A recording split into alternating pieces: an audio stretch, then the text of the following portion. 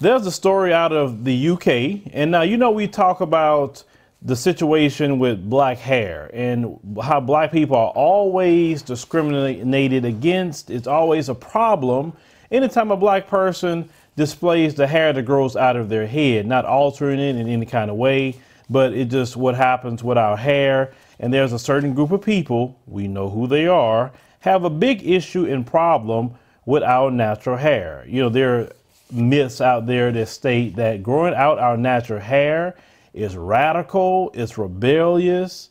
That's how they feel about our natural hair, but they have no problem with them growing out their hair. It's completely racism. So you have a little young brother going to a school by the name of Summerhill Primary Academy in Tipton. Now they started their mess about this young brother's natural hair. Now they stated that, and we'll put this up, young brother's hair is an extreme haircut. I mean, look at it. How extreme is that? How many brothers you see walking around with that? No, you want to see black people have extremely short haircuts that make you feel comfortable. Anything outside of that, when you see our hair growing to the heavens, it bothers you, and you put in rules that's extremely racist toward black people. How is it that your school rules don't affect white children and their hair? How is it that it's never an extreme haircut for white children, but it's an extreme haircut for black children? Now, the little brother name is Josiah Sharpe. Now, he have a little fade, as you can see, and his mother stated that she put his hair like that to hide the traction, alopecia, and it gives him, a smart and tidy appearance, and then the person who wrote the article, you could tell they have that attitude. They called it an unruly fro. Ain't nothing unruly about an afro at all. You unruly. That's your problem. That's been the problem all over the world.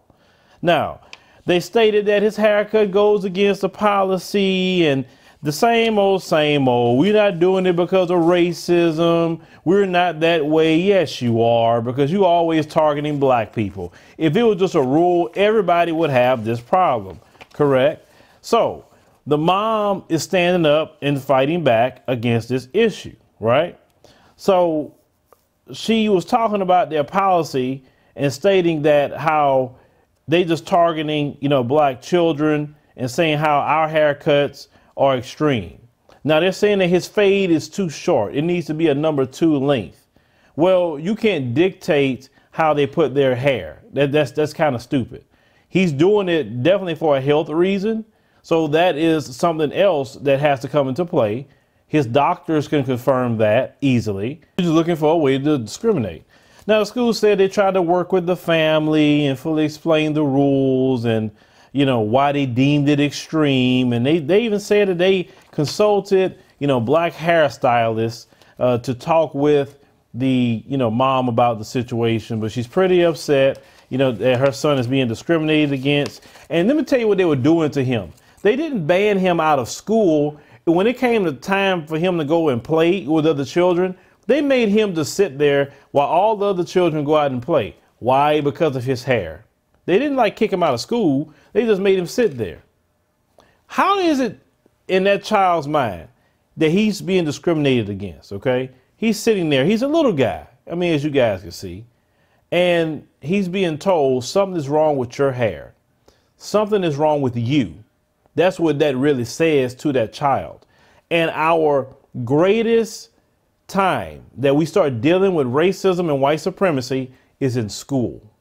This is why I have advocated here in the United States, and I advocate to my brothers and sisters in the UK, that you need to create Afrocentric schools.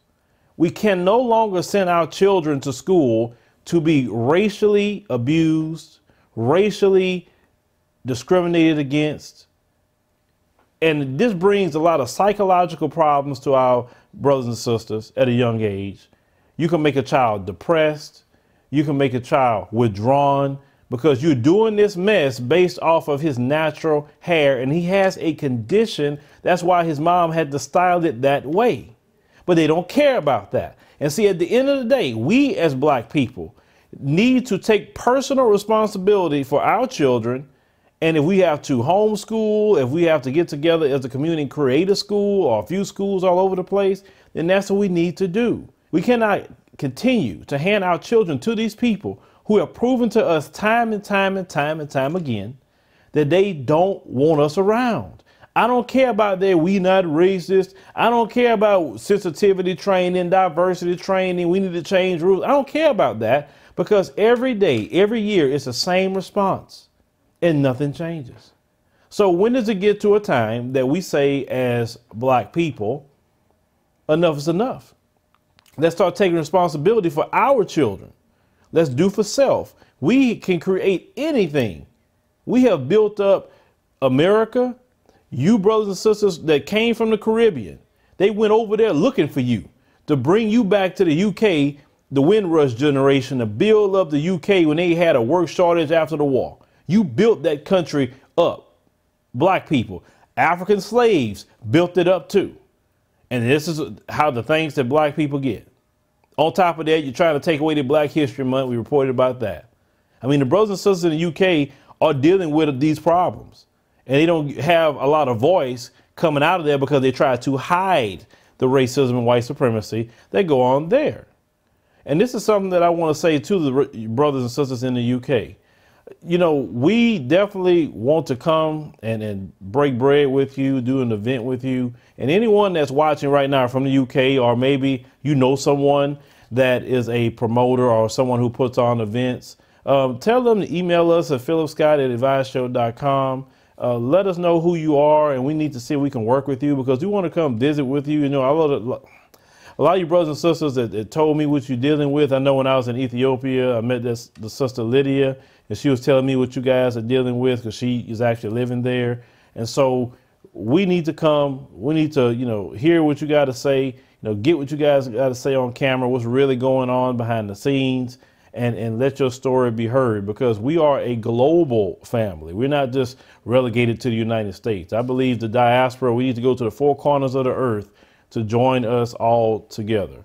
But leave me a comment, let me know what you think about this particular story. We're going to keep on putting out these stories that show discrimination against our children, and also adults, when it comes to the hair. They have a war on Black hair. If you know any of these stories, please send them to me so we can go on and keep reporting them, because we're going to keep calling that out, because it doesn't make sense. It's stupid. It's extremely weird that you're so obsessive about someone's hair. I mean, grow up already. I mean, leave us alone. Stop stalking the hell out of us. But at the same time, they're not going to stop doing that. So we need to start creating schools so our children don't have to sit up there and be discriminated against like this little young brother has been discriminated against.